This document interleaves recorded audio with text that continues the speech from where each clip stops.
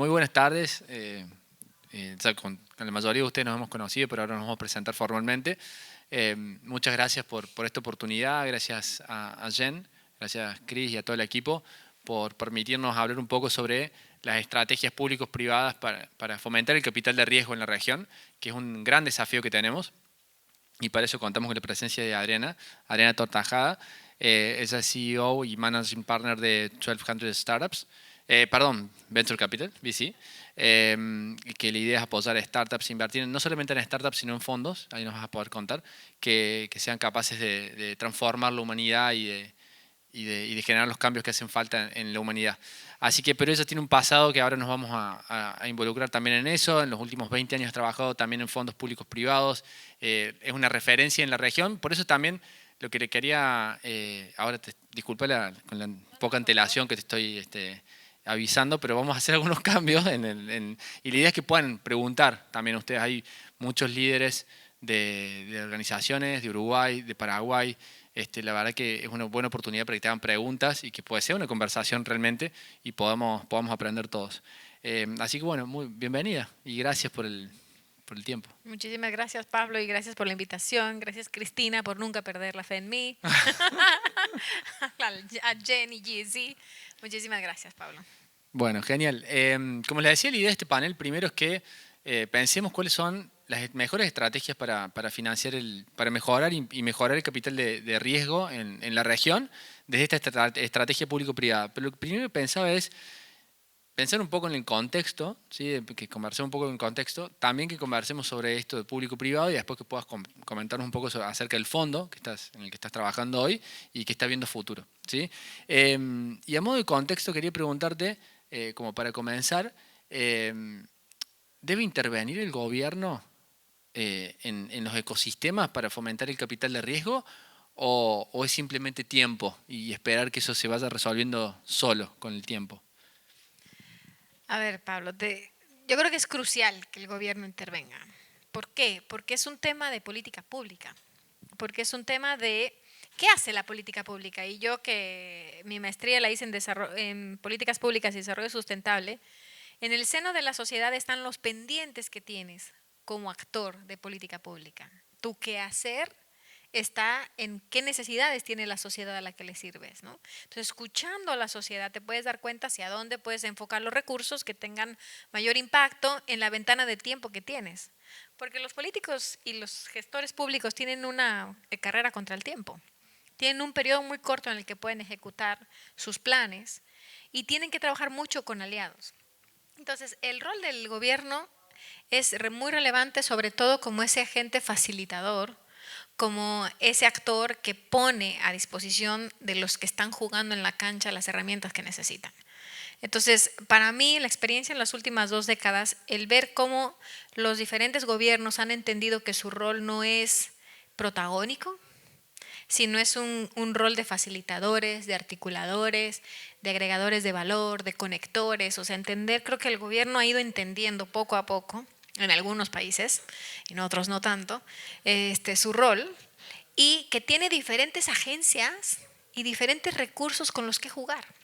Y creo que lo más importante es entender que no hay que distorsionar la industria, no hay que distorsionar el mercado.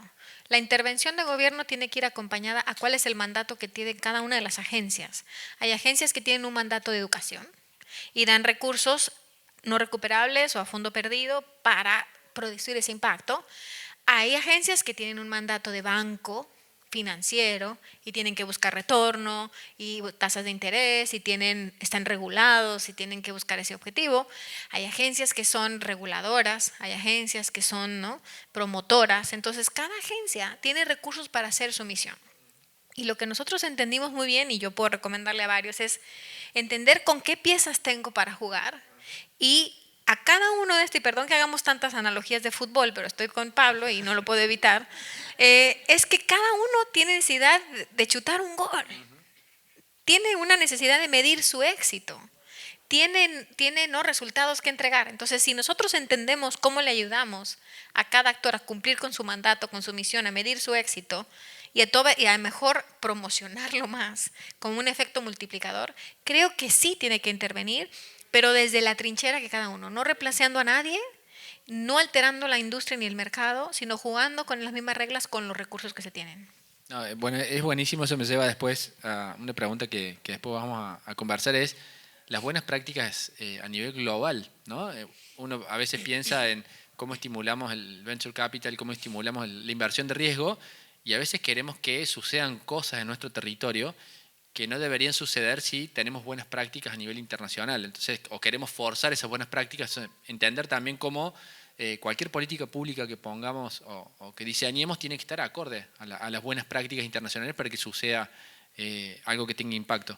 Pero antes de pasar a eso, me decías que la política pública o los políticos tienen poco tiempo para estar. Entonces, este tipo de iniciativas son de long term, digamos, de largo aliento. Entonces, plantar un árbol que no vamos a ver los frutos. Y bueno, y contame un poco cómo fue eso con INADEM, cómo surgió INADEM, cuál fue el propósito, porque para todos nosotros que estamos en política pública, realmente fue una muy buena noticia y un modelo a seguir, y después quizá una no tan buena noticia el que se discontinuara. Bueno, contame un poco sobre INADEM, tu experiencia, pero también cómo es eso de tengo poco tiempo, pero son políticas de largo plazo y tengo que mantener. Mira, me encanta la pregunta porque cualquier intervención, y hagámoslo también en el mundo de la medicina, tiene un efecto secundario. Entonces tienes que ser muy cuidadoso cuando diseñas un plan, una política de intervención, es cuáles van a ser los efectos secundarios que hay. Va a haber buenos y malos siempre, no los puedes evitar, los puedes aminorar, pero eso va a suceder. O sea, si tú inviertes en educación, estás dejando de invertir en salud, si inviertes en infraestructura, estás dejando de invertir en, me lo invento, política social, ¿sabes? O sea, cada uno de los presupuestos que se pelean en un gobierno tienen que ver con que dejas de atender un tema para atender otro. Entonces, cuando nace el Instituto Nacional del Emprendedor, el plan que diseñamos fue a 10 años, porque ya llevábamos una década haciendo cosas, entendiendo muy bien cómo podíamos mejorar dentro del marco de la Política Nacional de Innovación la intervención de poner recursos a disposición de otros actores para que eso se acelerara. De ahí viene el origen, ¿no? Del primer fondo de Deep Tech o tecnología profunda en México que entendió que no había ni confianza en los actores, no había concursos de startups, los emprendedores no se denominaban así, los jóvenes no estudiaban eso, los científicos no querían hacer empresa, los inversionistas ángeles querían tener toda la propiedad y era un tema de monopoly game, ¿no? ¿Quién tiene más? Entonces, entender que las mejores prácticas, inspirarnos mucho en Josman, el modelo israelí, ¿no? En su momento, que pasa a finales de los 90 y nosotros a principios de los 2000 en México ya estábamos haciendo cosas similares. Porque volteamos a ver a dónde estaban canalizándose los recursos en etapas tempranas para detonar la innovación y cambiar el desarrollo económico local a una política de conocimiento, ¿no? De cambiar los commodities, somos países tradicionalmente de commodities, a valor agregado, cómo conectarnos en esas cadenas de valor globales. Entonces, entendiendo muy bien dónde estaban los gaps y dónde podíamos nosotros hacer leapfrog con nuestras iniciativas y hacer esa intervención que tuviera el menos damage control. Porque claro que le estás quitando a otro. Entonces, lo importante es entender esos indicadores de impacto. ¿A qué le queríamos pegar? Entonces, en México había más de 27 centros de investigación y desarrollo, un bono demográfico de jóvenes, estábamos graduando más ingenieros que Estados Unidos. Estamos una de las economías más abiertas del mundo, tiene más de 13 tratados de libre comercio con más de 26 países. O sea, ¿qué tienes? ¿Qué elementos tienes? ¿Y con qué esas reglas vas a jugar? ¿Y cómo va a ser un plan de intervención? Entonces, INADEM nace sabiendo que México tenía esa oportunidad. Venía el nuevo rebranding del Tratado de Norteamérica de Libre Comercio. Entonces venía en el centro de la agenda de ese rebranding estaba el tema de emprendimiento. Y si no nos montábamos esa ola, todos los que veníamos haciéndolo por muchos años, porque muchos de los que estamos aquí hemos tenido diferentes roles, ecosystem builders, community builders, inversionistas, policy makers, ¿no? Managers, emprendedores, entre emprendedores. Entonces ahí toda la comunidad, hubo diferentes talleres como design thinking y todos levantamos la mano y cuando nos mandaron llamar no nos quedó otra más que aceptarlo y decir ok, vamos a hacerlo hasta sus últimas consecuencias. Y así se diseña mucho con un objetivo de oferta y demanda. Ok, vamos a entender cuál es la oferta que tenemos que propiciar y qué demanda también tenemos que atender. Y ahí se diseñó mucho pensando en, oye, yo quiero que haya más inversión en innovación, tengo que entonces invertir en nuevos actores que canalicen ese capital, en que el sector privado también entre, en que entren otras personas con otros ojos, más diverso, más inclusivo, y para eso tenemos que poner capital a disposición, pero también formación. Y eso fue bien importante, porque si no atiendes los dos lados, de una pata estás cojeando. Perfecto. Y también digamos, si el sector privado no hubiese intervenido o no se hubiese incentivado, ¿hubiesen tenido el mismo impacto? No. No, porque siempre se diseñó como ser un agente catalítico. Inclusive hay que entender que el gobierno no es bueno para administrar. Hay que ser muy honestos, ¿no? No somos los especialistas en gestión de recursos privados, en innovación, en ciencia, en tecnología, en hacer políticas de portafolio, porque nuestra misión es temporal. Esa intervención que digo es bien importante. Entonces nosotros entendimos del principio que había que fomentar qué administradores y había que educarlos y había que enviarlos al extranjero, había que traer gente de fuera a que nos pusiera esas lecciones aprendidas adentro. Ese tema de efecto regional, internacionalización, tenía que suceder, porque nadie tenía el estómago para invertir en innovación tecnológica. O sea, la gente que tenía plata o dinero lo había hecho en una industria más tradicional y sabía de su negocio, no sabía de otros. Entonces los ángeles inversionistas decían, bueno, yo quiero invertir, he sido tomatero toda mi vida, ¿no? En la agroindustria, yo quiero invertir en negocios que conozco. No voy a invertir en nanotecnología o biotecnología. Entonces, todo ese tema de formación, educación es importante. Y si el sector privado no le hubiéramos puesto los incentivos, hubiéramos creado actores que dependieran 100% de los programas públicos. Y tú tienes que crear iniciativas que incentiven que eso suceda y luego lo tienes que soltar, que luego vamos a hablar a qué pasó después. Porque cuando te estoy hablando que lo diseñamos a 10 años, porque era un tema de empezar a fomentar, a empujar y luego salirnos. Porque ese es el capitalismo en el que vivimos. Tienen que sobrevivir los buenos y los que no se van a morir. Sí, pero esos se van a reconvertir en otras cosas. Entonces, nosotros entendimos que hay que ser minoritarios, o sea, de acuerdo a la ley, hasta el 49% eres minoría, 51% eres mayoría. Entonces, los incentivos que hicimos fue entender que queríamos tener un rol minoritario, de facilitador, poníamos los mismos retornos que estaba esperando el mercado y que dábamos grants o recursos no recuperables en donde no distorsionara, que es el tema de formación, de gastos, de setting up. Y ahí fue crucial porque por cada peso o dólar que pusimos, se generó 4 veces el recurso con la iniciativa privada.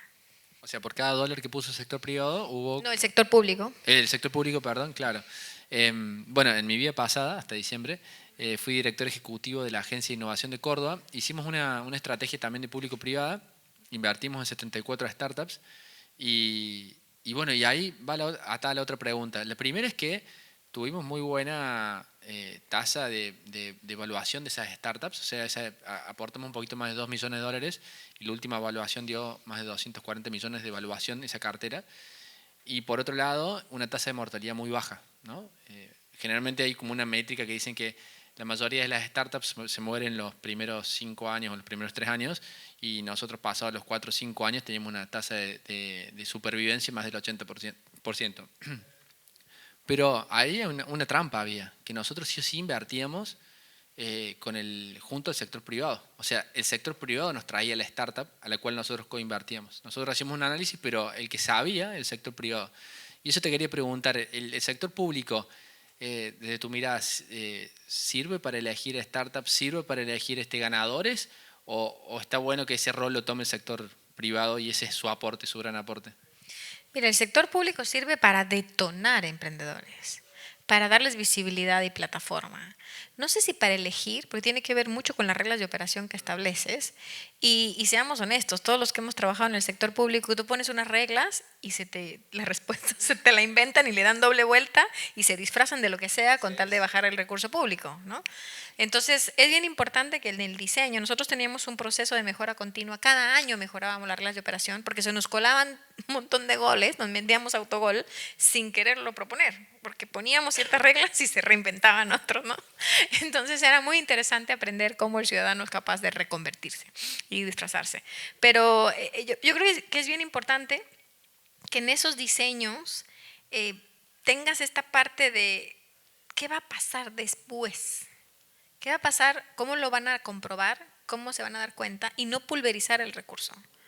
Y eso nos costó muchísimo y a mí me costó una denuncia jurídica de que estaba atentando contra el país porque estábamos poniendo recursos en un fideicomiso a largo plazo, porque estábamos quitándole recursos al crédito de los MIPYMES para darlos a empresas basadas en conocimiento, para empresas que tuvieran un componente de innovación científica y tecnológica, para que estuvieran destinando recursos a su protección intelectual y tal.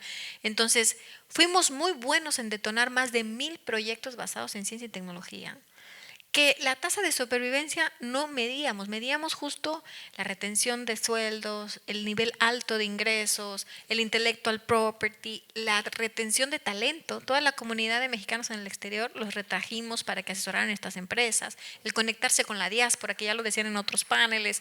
Entonces, esos efectos y esos otros impactos eran lo que más medíamos, porque si no nos íbamos a quedar cortos en el impacto. Y ese es bien importante, ¿cómo le estableces ese tema de seguimiento? Yo creo que sí fuimos muy buenos para darle visibilidad a otro tipo de emprendimiento basado en conocimiento y no en necesidad. Y ese creo que fue el mayor acierto de la política pública, es decir, oye, sí había un montón de apoyos para empresarios o emprendedores de base de pirámide, de autosustentables, pero no había nada para los de conocimiento y necesitan más recursos. No es suficiente $100. Es decir, di miles de millones para que pongan un autonegocio a una empresa y lo que se genera con una empresa, eso fue lo que logramos cambiar. Y en vez de dar 100, dábamos 100,000.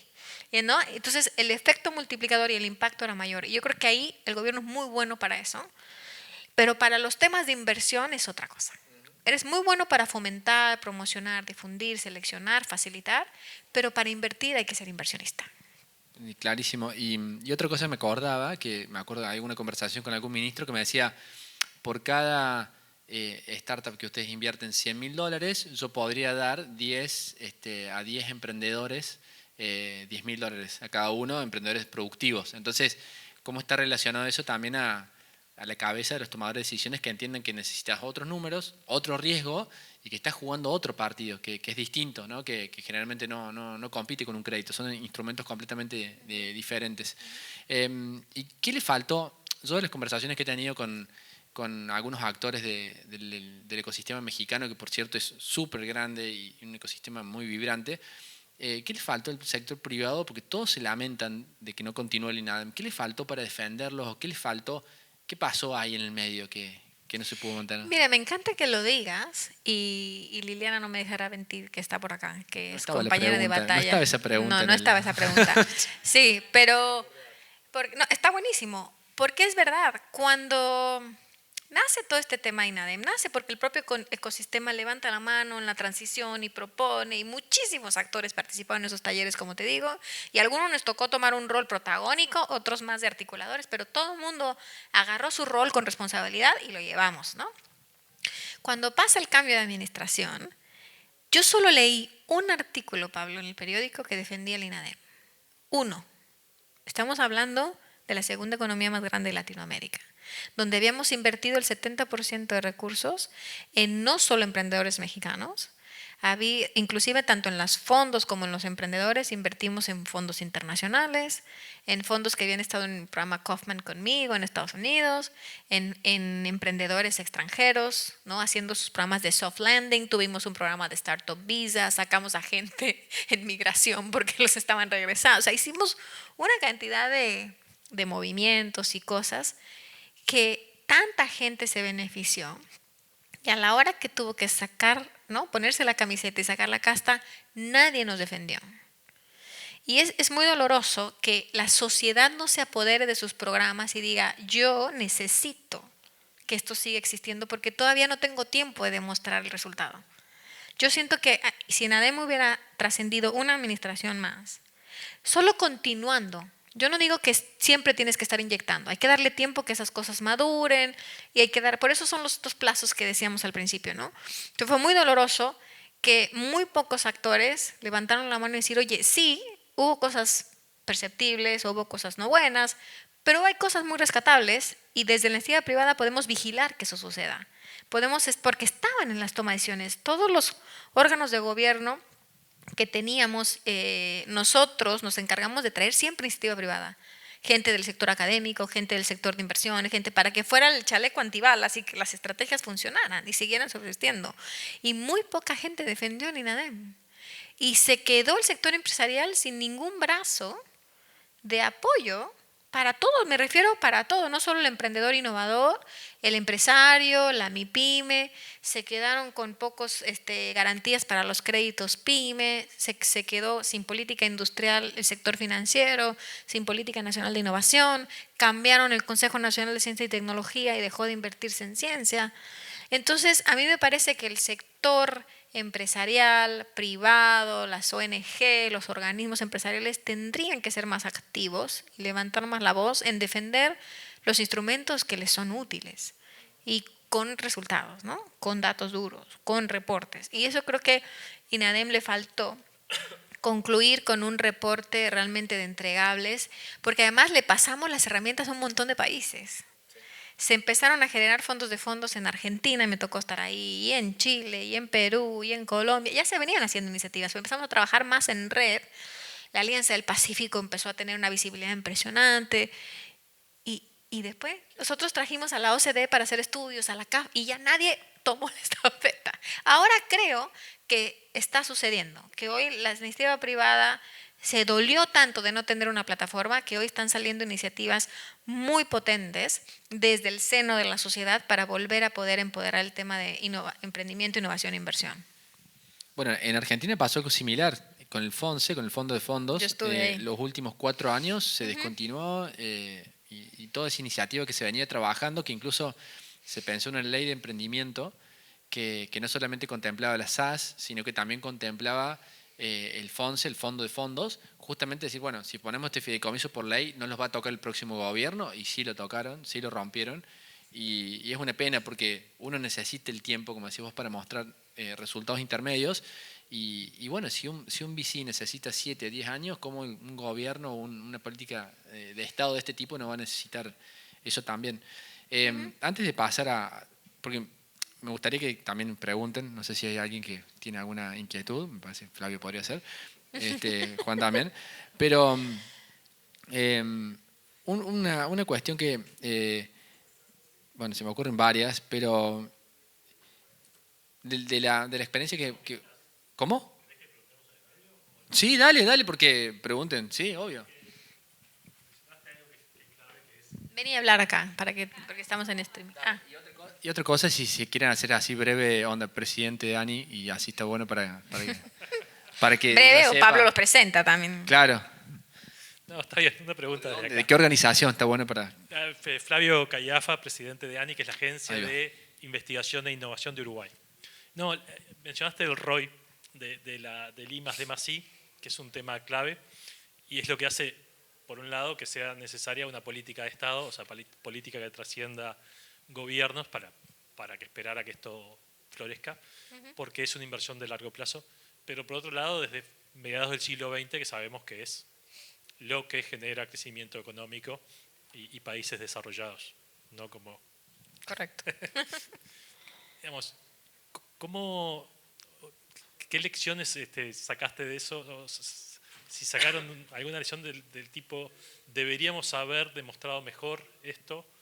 ¿O es una lucha que hoy estamos dando desde ANI, que voy a comentar en la próxima charla, para que se queden? Para que se queden, ¿eh? No solo cambiamos. No, sin duda, sin información es muy difícil de vender la región, la iniciativa, la agencia que estamos trabajando, ¿no? Y creo que Latinoamérica nos hace falta mucho en la disciplina de documentar. Entonces, mientras lo estamos haciendo, hay que irlo documentando.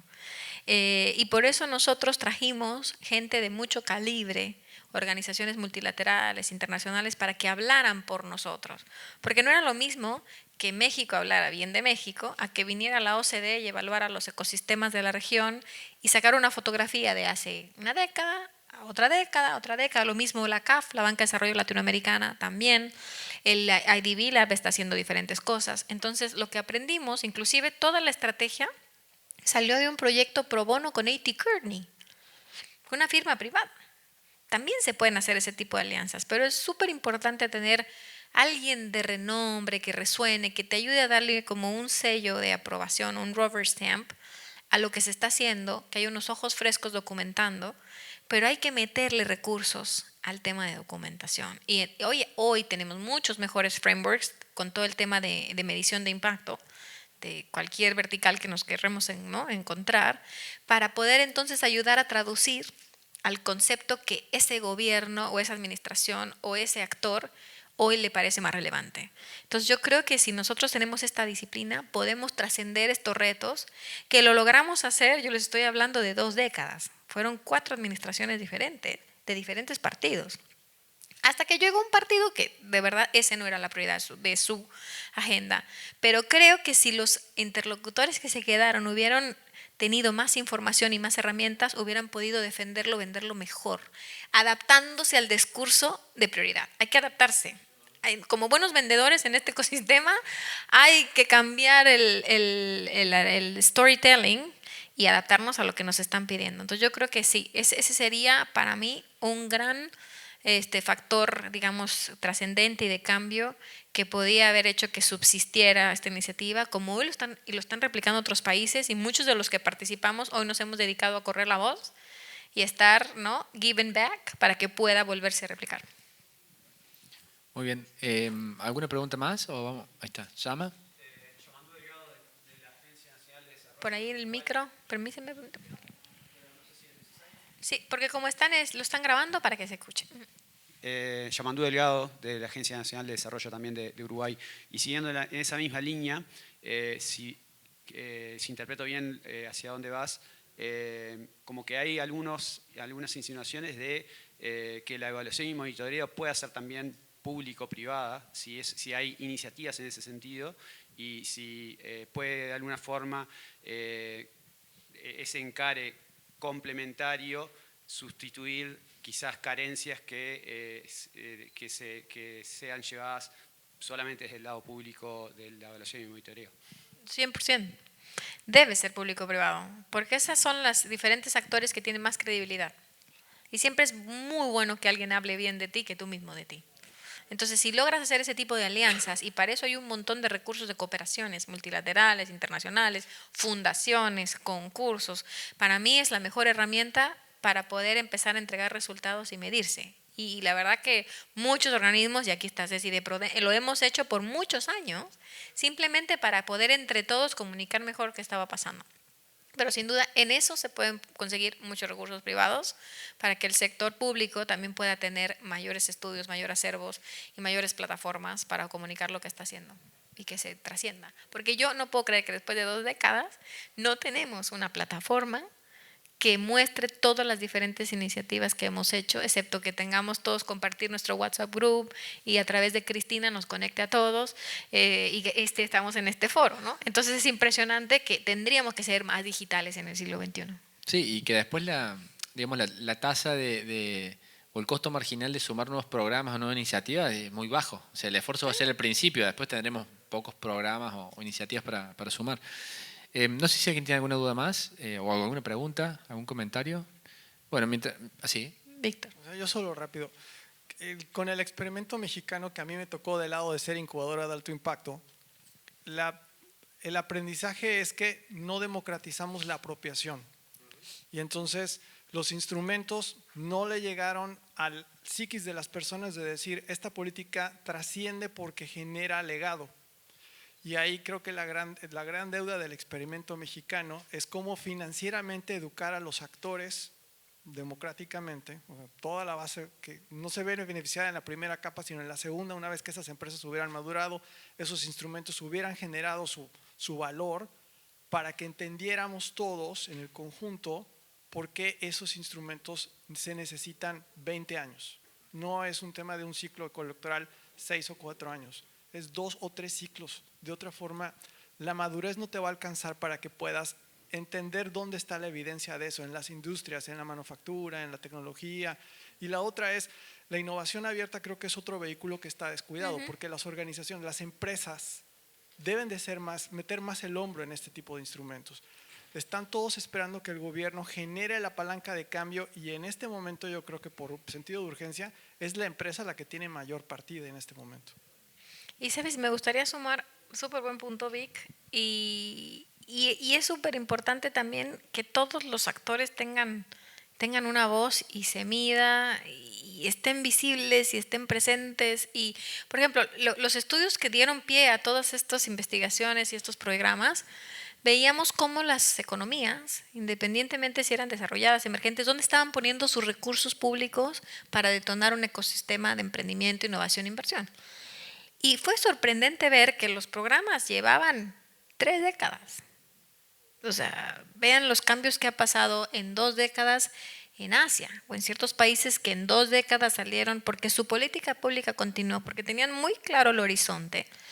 Y hablábamos, ¿hace cuánto que hablábamos del 2030? ¿Y hace cuánto hablamos hoy del 2050? Y todos estos planes, nosotros veíamos que independientemente de que era una economía desarrollada, el 60% de sus recursos iban a las iniciativas más de etapa temprana. Seguían apostándole a la etapa temprana, porque es donde todo el mundo se mueve, donde todavía no hay indicadores de retorno, donde todavía es muy inmaduro, donde hay que apostarle más, para que entonces es mucho más fácil jalar que empujar. Pero tienes que hacer top-down y bottom-up strategies, ¿no? Y ahí entendimos que nosotros como economía emergente con mayor razón teníamos que estar en etapas tempranas. Si las economías desarrolladas seguían apostando el 60% de su presupuesto, nosotros también teníamos que propiciar al menos el 10%, que era lo que estábamos haciendo, porque estamos hablando de presupuestos muy grandes, que nosotros no le movemos la aguja, pero sí le damos un montón de impacto a nuestros países, ¿no? Sí, y más en esas etapas tempranas donde en nuestros ecosistemas, como decías vos, no hay retornos. Y no hay industria muchas veces. Entonces, estás creando industrias. Estás creando industria. Entonces, si el gobierno interviene ahí, y yo a veces lo asocio con un marketplace de pensar, necesitamos el capital, pero por otro lado es un marketplace donde necesitas la otra parte, que son las startups, el deal flow de calidad, y muchas veces no lo tenés. Entonces, relacionado a eso, tía, una pregunta antes de pasar el barro, como se dice, decimos en Argentina, pasar el barro es como que te vas a remangar y te vas a hacer una pregunta muy a fondo, digamos, en un punto. ¿Qué pensás vos que uno cuando piensa que hay programas que tienen problemas con la conceptualización, cuando digamos, en el momento donde vos, esto que decías de dónde está parado mi ecosistema, qué instrumento quiero usar para potenciarlo, o en la implementación de tu experiencia en los últimos 20 años, ¿qué has visto dónde estamos cometiendo el error más seguido en Latinoamérica a la hora de desarrollar programas que potencien o que mejoren el capital emprendedor en la región? Es una gran pregunta, porque cuando creas iniciativas y no piensas en cómo vas a incentivar, desarrollar y soltar, porque tienes que soltar, porque hay momentos en que tienes que destinarle a ciertas cosas y después tienes que migrar a otras cosas. Entonces, es bien importante no crear incentivos clientelistas, que la gente dependa de esos. Nosotros, cuando llegamos al INADEM, antes del INADEM existía la subsecretaría PYME, o sea, el Ministerio de Economía tenía la subsecretaría de la pequeña y mediana empresa. Y había un montón de organismos intermedios por el cual se operaban los recursos cerca de las cámaras empresariales y demás a los emprendedores. Entonces dijimos, no, vamos a hacer algo más democrático y directo. El ciudadano puede aplicar por sus recursos y vamos a darle más visibilidad a todos los actores, que entren los que están haciendo papers, que entren los que están documentando, los que están haciendo indicadores, los que están contando las historias, los service providers que se quieran certificar para saber cómo evaluar un intellectual property en el balance. O sea, un montón le dimos visibilidad a todos los actores. ¿Qué creen que pasó? Seguían queriendo que alguien más se los gestionara. Y decíamos, pero que se acabe, ¿no? El gestor, el intermediario, que se acabe eso, que sea directo. Tú aplicas, hicimos muchísima concentración de user experience para las aplicaciones. Nos quisimos poner muy emprendedores y volvíamos a saber que había, ¿saben la palabra coyote? Que hay, ¿no? Intermedios ahí cobrando por una comisión. Y los que eran intermediarios, que les quitamos el negocio, se metieron a hacer como gestorías. Y entonces como... Pero ¿cómo? Te estamos empoderando como ciudadano, como nuevo actor a que baje recursos. Y mira que hubo mucha gente que hizo libros, por ejemplo, que no me creían, los periodistas que fueron siempre muy críticos de todo el gobierno y demás. Yo les decía, bueno, aplica y cuenta una historia diferente. Hay recursos. Y hubo varios que lo hicieron. que hoy todavía, gracias a Dios, me respetan y son mis amigos, pero aplicaron como cualquier ciudadano. Y hubo unos que aplicaban y que eran los rockstars, los primeros venture capitals, y nunca les salían las convocatorias. Y eso se quejaban de mí. Y aquí les voy a confesar que hasta me hicieron que me quitaran el premio de Young Global Leader del World Economic Forum, porque decían que en nuestra organización había prácticas desleales, porque ellos no salían favorecidos por las convocatorias, porque no tenían la humildad de leer las reglas de operación y aplicar como se tenían que aplicar.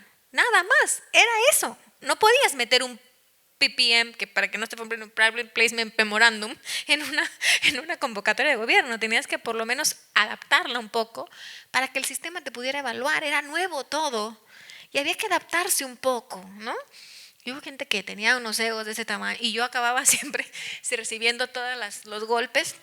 Hay que tener mucha resiliencia para sobrevivir a eso y no tomárselo personal, decir, perdona, pero te tienes que adaptar a que alguien más está aplicando 100 personas más que tú por el mismo peso, por el mismo dólar. Y tenemos que documentar por qué te lo mereces más tú, Pablo, que yo, Adriana. Porque tú vas a generar más impacto. Porque te digo, siempre en una intervención le pegas a alguien. Y hay que evaluar esos collateral damage porque van a existir. No, y que ahí les dejo un segundo. Y que a veces cuando uno piensa es ingrato el modelo. O sea, y no van a estar todos contentos porque tampoco no es como hacer un puente de ingeniería, decir 2 más 2 es 4, sino que cada uno, las universidades, los fondos, cada uno tiene una mirada distinta del ecosistema, de qué haría en tu lugar. Entonces, y uno tiene sus supuestos, sus intenciones, y seguramente en algunos casos no van a estar contentos. Y bueno, por eso a veces creo que estos pasos deben ser temporales, y por otro lado, tener saber que va a ser bastante ingrato. Y lo bien importante es que escuches, que sea un proceso de escucha continua y mejora continua. Porque muchos no me dejarán mentir que cada que la regábamos, porque la regábamos, es que no me dejaste chance de entrar aquí porque esta regla la pusiste así. Yo, ay, sí, cierto. Bueno, la siguiente convocatoria la cambiamos. Y lo cambiábamos. Cada 6 meses cambiábamos y mejorábamos hasta que fuera todo más fácil. Y muchos, ¿no?, underdogs llegaron. Entonces, eso fue para mí muy gratificante. Pero, sí. Muy bien. Hay un montón de preguntas también, pero bueno, Regina, vamos. Juan.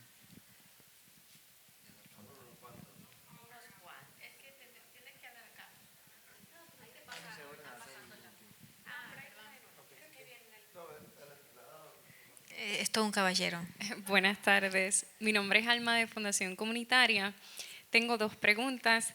Tengo conmigo aquí a Ana García Marrero, con quien colaboro en un programa de incubación y aceleración.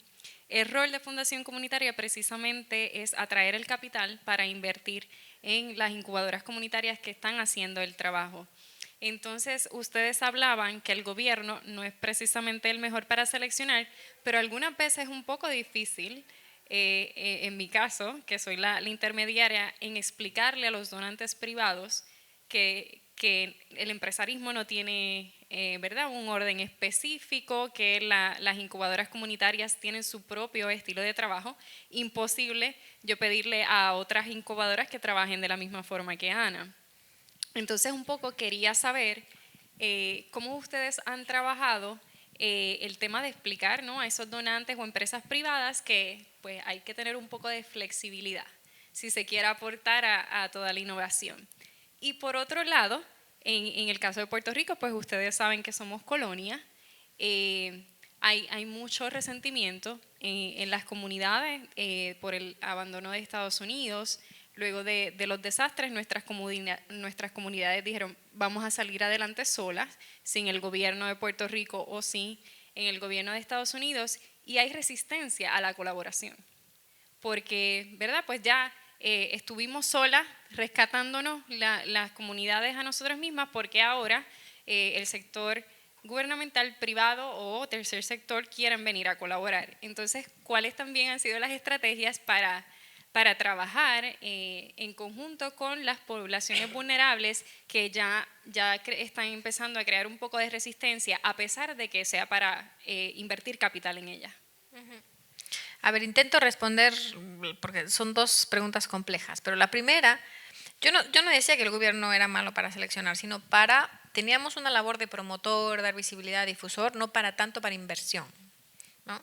Y somos muy buenos para las otras temas. Y yo creo que los inversionistas lo aprendes con el camino y eso es otra habilidad. Y a eso me refería. Yo creo que sin duda se necesitan estos intermediarios o estos como no plataformas para poder llegar a los verdaderos beneficiarios, porque nadie más que tú va a saber cómo reconocer quién realmente lo está haciendo y quién lo va a hacer con un compromiso, llevarlo hasta el siguiente nivel, hasta el siguiente punto. Y es un tema de cómo lo mides, cuál es tu proceso de selección y cómo lo comunicas. Y eso te lleva al tema de donantes. Ellos tienen necesidad y tienen mandatos de colocar ese recurso para ciertos objetivos. Entonces, si tú eres capaz de comunicar que tú le vas a ayudar a cumplir esos objetivos y los vas a medir y se los vas a entregar con un reporte y te puedes aliar con otro que está haciendo indicadores o tal, por eso te digo, siempre el tener otra marca junto a ti te da mucha credibilidad. Entonces, es un tema de cómo le comunicas hacia cómo ellos mismos están midiendo sus resultados y su éxito y entregando, ¿no?, a sus inversionistas, porque al final todo esto es un tema de cadenita, todo le tenemos que reportar a alguien. Entonces, si le ayudas a hacerle su trabajo más fácil, va a ser mucho más fácil la parte de la donación y decir, sí, yo tengo que colocar de todas maneras en temas, por ejemplo, a mí me ha tocado picharle a fundaciones o tal de, oye, tú tienes un mandato de reducir tu huella de carbono, de tal, entonces inviertes en esto, te voy a ayudar a cumplir con esa meta. Entonces, un poco de cómo cruzamos cómo medimos el éxito de lo que estamos haciendo. Y respecto a la confianza, has tocado un tema muy difícil. Nosotros, cuando trabajamos con la comunidad de científicos, con la comunidad de migrantes, con la comunidad de emprendedores, todos alguna vez alguien más se les ha acercado vendiéndoles un programa de gobierno solo por votos. Entonces, cuando no es real el compromiso y es totalmente clientelista y temporal, pierden la confianza por el resto, ¿no?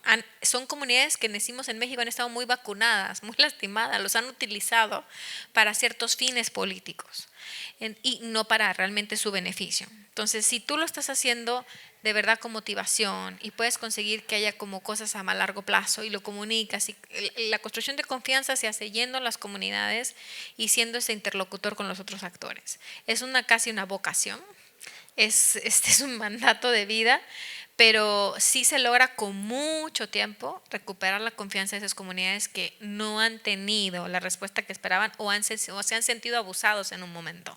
Pero sí se puede, con mucho trabajo de campo, sí. Sí, Regina. Hola, Adri. Hola. Yo quiero complementar lo que tú dijiste. Yo fui usuario de UNADEN, literal, fue cliente mucho tiempo. Y lo que yo quisiera complementar de lo que comentaron fue que de por qué no se quedó, por qué nadie salió a defender, vamos a decir, en su momento al INADEM.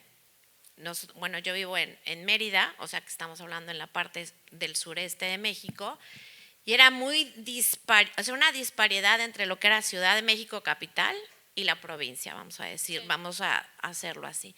Entonces yo creo que entre que se acaban las iniciativas y que la gente en México, o sea, capital, entendía el lenguaje, la parte formativa, iban como que un paso adelante. Las provincias iban un segundo paso. Entonces, ¿qué faltó? La parte de educación que dijo y la parte de formación. El tiempo empezó estos ya lo entendieron, ahora los otros lo tienen que entender y cuando los otros ya lo entendieron y lo tenían que mejorar, vamos a decir que vino la desaparición.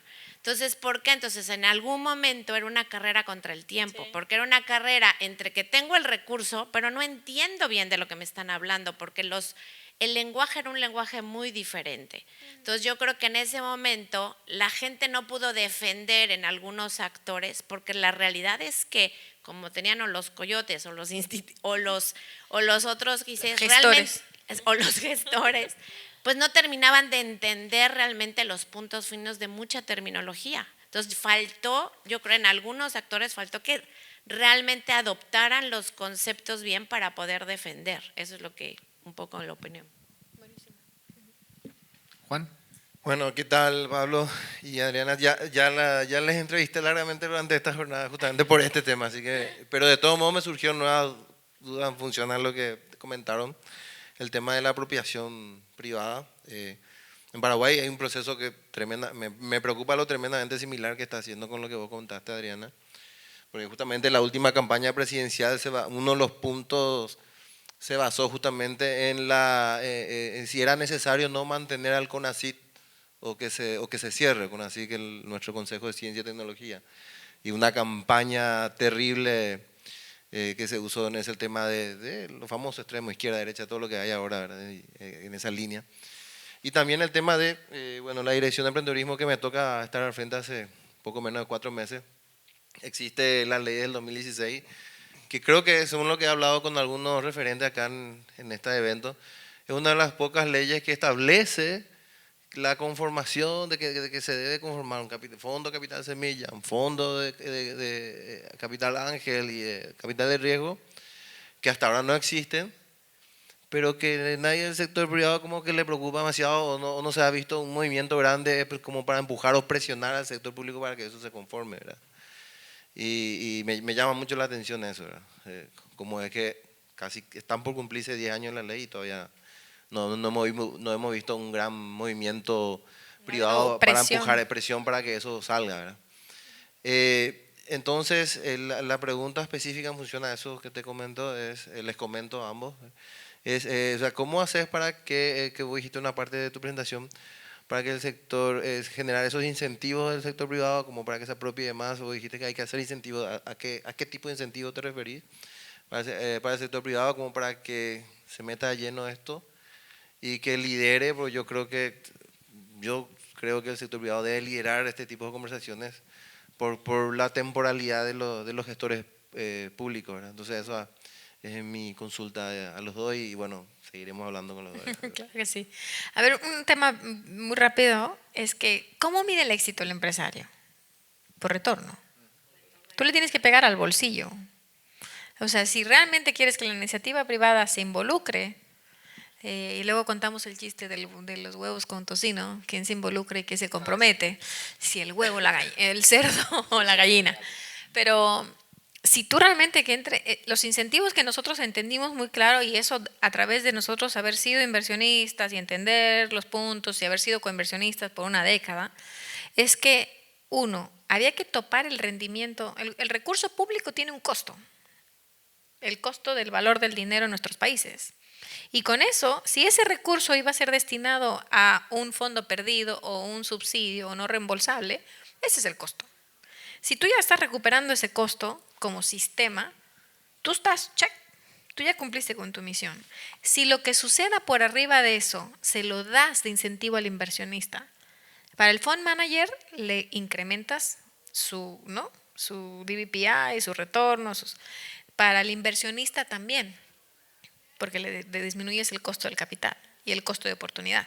Entonces nosotros topábamos el rendimiento al valor del dinero en nuestro país y de ahí lo que sucediera, el fund manager lo podía dividir con sus inversionistas y con ellos mismos. Entonces incentivábamos que fund managers se pudieran dedicar a más largo plazo a levantar esos vehículos y que el inversionista dijera, oye, yo le comprometo porque al final mi costo de oportunidad es menor y el retorno es mayor y hay un balance riesgo-retorno en el instrumento donde yo puedo comprometerme a largo plazo. Entonces, si tú comprendes muy bien cuáles son los incentivos de cómo se mueve cada actor, y ya después les vendíamos el tema de impacto, porque al empresario en ese momento que generes más empleos y que estén mejor remunerados y que haya más intellectual property, eso no les mueve, no les mueve el corazón, es dinero, es plata y está bien. Entonces nosotros como sistema cumplíamos con nuestro mandato, el empresario cumplía con su objetivo, el emprendedor, el GP también, porque quería hacer cosas a más largo plazo, más ambiciosas, meterse en cierta vertical, en cierto sector, en cierta geografía, porque lo conocía muy bien y veía el tamaño de la oportunidad. Y es ahí donde, y yo creo que además, si tú como país tienes una política industrial y sabes para qué está bueno tus ciertas regiones, tus capacidades, y por ahí también pones incentivos para generar innovación y valor agregado sobre esos atributos que tienes, bueno, es un ganar-ganar para todos. Estás sacando lo mejor de tu país, lo mejor de tu ecosistema, con el sector empresarial como un boost, como un acelerador, y como política pública generas ese efecto multiplicador que tenemos ese mandato para generar un impacto positivo, social y sustentable. Entonces, ese fue para nosotros, creo, el factor clave en el que convencimos a muchísimos actores, porque no es que publicábamos la convocatoria, ya había que ir a las comunidades, como dice Regina, de aquí a que llegábamos, o sea, México es muy grande, y éramos un equipo central mi unidad y Liliana por esta me decía, ¿tú en qué momento te apagas? Por Dios, ya, apágate. Trabajas con baterías solar, no comes, no tomas. O sea, todos la verdad que dejamos la vida en ello, porque el país era muy grande para el mandato que teníamos. Entonces, de aquí a que podíamos llegar, y así conocí a Regina yendo a los talleres, nosotros mismos dábamos los talleres de formación y tal, porque no teníamos suficientes manos, recursos, pedíamos al sector empresarial que nos ayudaba cuando hicimos el Startup Nation Summit con Cristina, pregúntenle las que pasamos, un empresario nos bloqueó las 80 habitaciones que teníamos que bloquear. O sea, trabajábamos con recursos muy escasos, pero sin desalinear a nadie. Decíamos, mira, si tú nos ayudas, te vamos a traer aquí pues 65 países que no conocen a México y vas a poder vender y vas a poder hacer. A cómo todos le comunicamos y les ayudamos a meter el gol, eso es crucial. Y para la iniciativa privada tienes que darles incentivos económicos muy claros. No, y sumo una cosa, que generalmente ellos saben qué necesitan. O sea, sí, pregúntales. Muchas veces les vas y le preguntas en qué te puedo ayudar y creo que también el aprendizaje que tuvimos nosotros tuvo que ver con eso. Los incentivos, por ejemplo, para que crezcan nuevas organizaciones, se generen nuevas organizaciones de capital emprendedor, pagarles los costos operativos de funcionamiento por 2 o 3 años, los ayuda muchísimo, porque muchas veces hay un grupo de empresarios que está viendo el tema, que les gusta, que se quiere involucrar, pero dicen, yo tengo que juntar, como hablábamos, 10, 15 millones de dólares para armar el primer fondo, que no los tenemos, pero si me ayudan a conformar un equipo para empezar a trabajar en eso y eso me permite empezar a levantar capital y empezar a invertir, eso te puedo ayudar. Y bueno, perdón que yo cuente el caso también de Córdoba, pero a nosotros nos ayudó mucho empezar a coinvertir con inversores ángeles. El 80% de la cartera era con inversión ángel, que muchas veces o no se animaban y eso le dividías el riesgo a la mitad.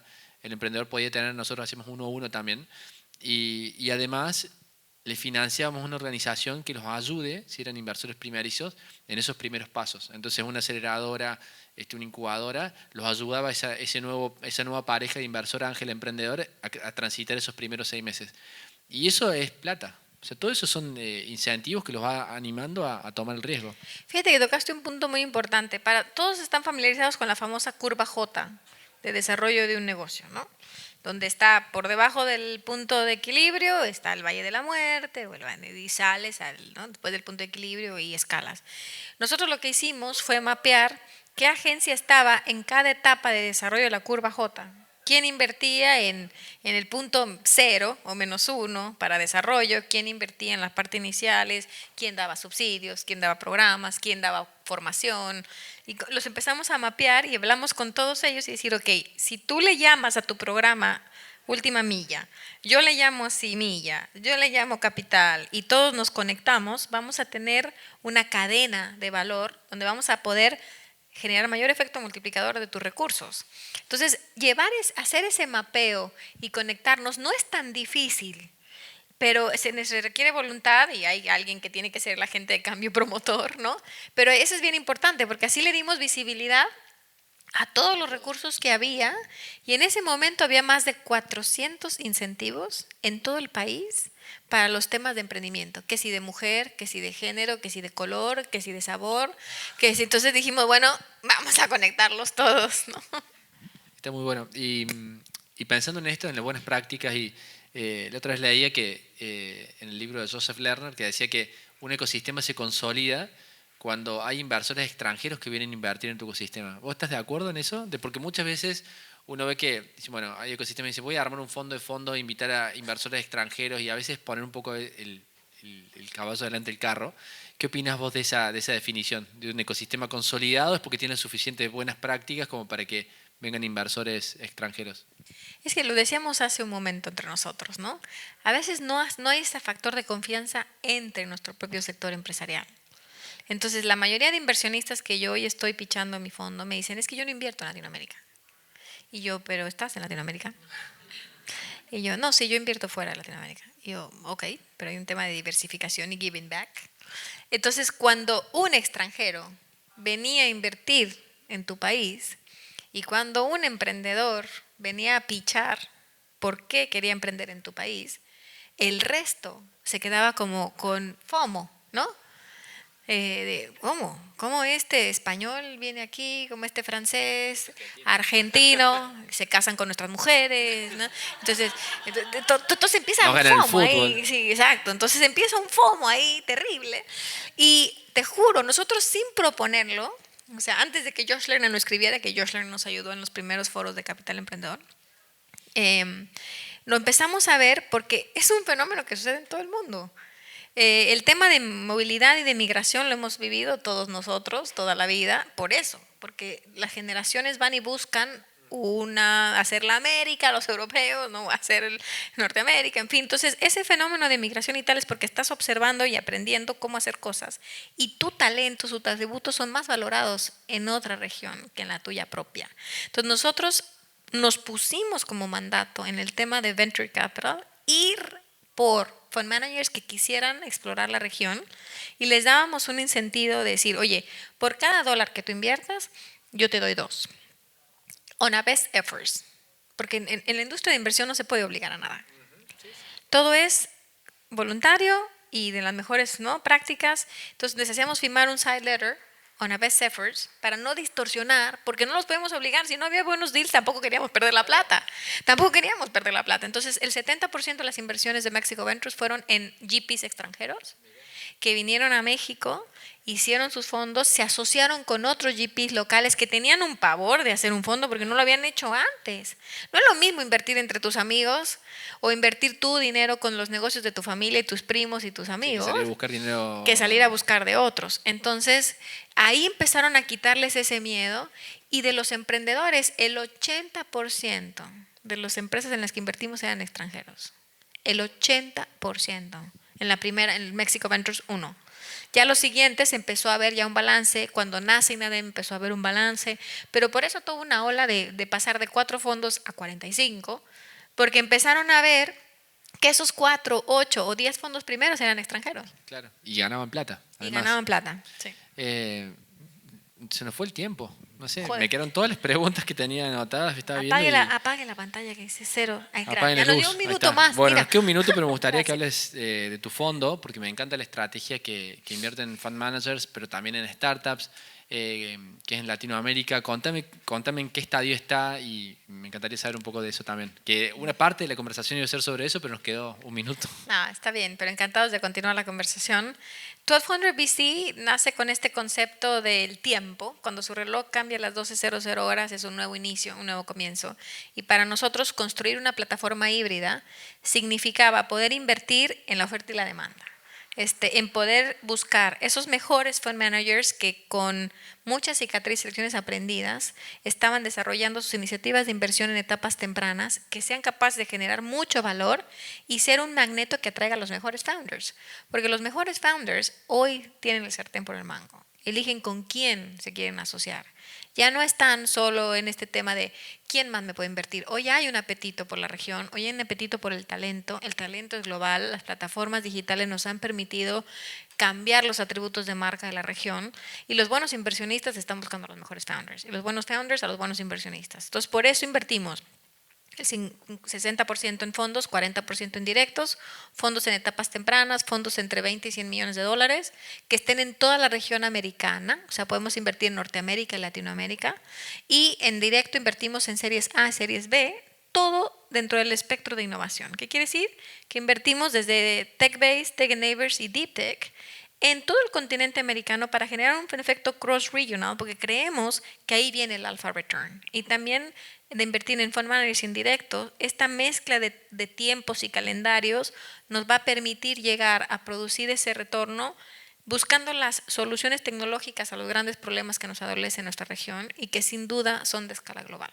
Entonces, eso es 1200. Estamos recientemente en el mercado, hicimos nuestro primer cierre en enero.